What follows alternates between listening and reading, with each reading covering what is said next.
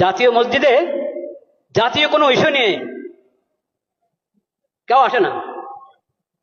জাতীয় মসজিদ, কিন্তু জাতীয় কোনো ইস্যু নিয়ে এখানে কোরআন সুন্নাহর আলোকে, শরীয়তের আলোকে এই বিষয়ে আমাদেরকে গাইড দেন, এই কথা বলার জন্য এখানে কেউ আসে না। আসে শুধু পানি পড়ার জন্য, আসে হুজুর দোয়া রাখেন, দোয়া করেন, এই কথার জন্য।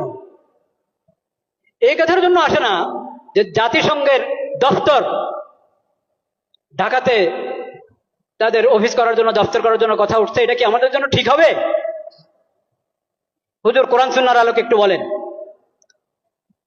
এটা লালবাগ শাহী মসজিদের খতিবের কাছেও যায় নাই, চকবাজার শাহী মসজিদের খতিবের কাছেও যায় নাই, আন্দরকিল্লার খতিবের কাছেও যায় নাই, বয়তুল মোকাররম জাতীয় মসজিদের খতিবের কাছেও আসে নাই। কেন? আল্লাহ ইমাম এবং খতিবকে কেন ইমাম বানিয়েছেন এটা তারা জানেই না, বুঝেই না। একটা ধর্ম মন্ত্রণালয় আছে, ধর্ম মন্ত্রণালয়ের মধ্যে একজন আলেমকে বসানো হয়েছে, মাশাআল্লাহ, খুশির বিষয়, বিজ্ঞ আলেম, কোরআন সুন্নাহর আলেম। তো যে কোনো বিষয় দেশের প্রথমত ধর্ম মন্ত্রণালয় থেকে অনুমোদন নিতে হবে, ধর্মীয় দিক থেকে এখানে আপত্তি আছে কিনা, এই বিষয়ে ধর্মের নির্দেশনা কি, ওখান থেকে প্রথম অনুমোদন নাও, তারপরে অন্য ফয়সালা, অন্য মশওয়ারা।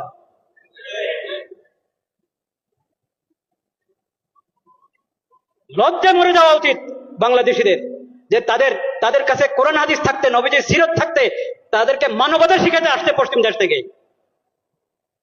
লজ্জা মরে যাওয়া উচিত।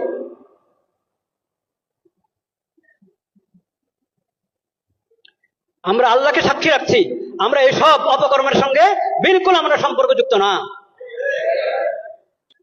আল্লাহ সাক্ষী, আমরা এই ধরনের সমস্ত কর্মকাণ্ড থেকে সম্পর্কহীন।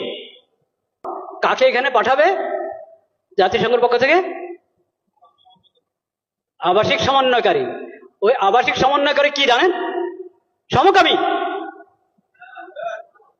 বলেন নাউজুবিল্লাহ। এখন ওখান থেকে প্রস্তাব পাঠানো হয়েছে, এখান থেকে হ্যাঁ বলতে আর কতক্ষণ লাগবে আল্লাহ জানেন। যদি বিবেক থাকে, যদি বর্তমান সরকার ভালোই তো করছিল, অনেক কাজ তো ভালোই করছিল, সুন্দর করছিল, এই শেষ সময় যদি নিজের ইজ্জত রেখে যেতে চায়, তাহলে তাদেরকে এই দপ্তর এর ফয়সালা উদ্রহ করতে হবে, এবং এই ধরনের এই বিকৃত মস্তিষ্ক লোকদেরকে, বেহায়া বেলাদা লোকদেরকে এই দেশে আসার অনুমতি দেওয়া থেকে বিরত থাকতে হবে। শেষ সময় নির্বাচনের ঘোষণা করে এখন নিজের ইজ্জত নষ্ট করবেন আপনারা? এইসব হারাম কাজ অন্তর্বর্তীকালীন সরকার করক তাও হারাম, নির্বাচিত সরকার করক তাও হারাম, যে করক এসব কাজ হারাম। ঈমান রক্ষা করো, ঈমান রক্ষা করো, চরিত্র রক্ষা করো। ঈমান বিনষ্টকারী, চরিত্র বিনষ্টকারী, আখলাক বিনষ্টকারী কোনো কিছুর অনুমোদন এই দেশে চলতে পারে না। এটা তাওহীদের জমিন। আল্লাহ তাআলা হেফাজত করেন।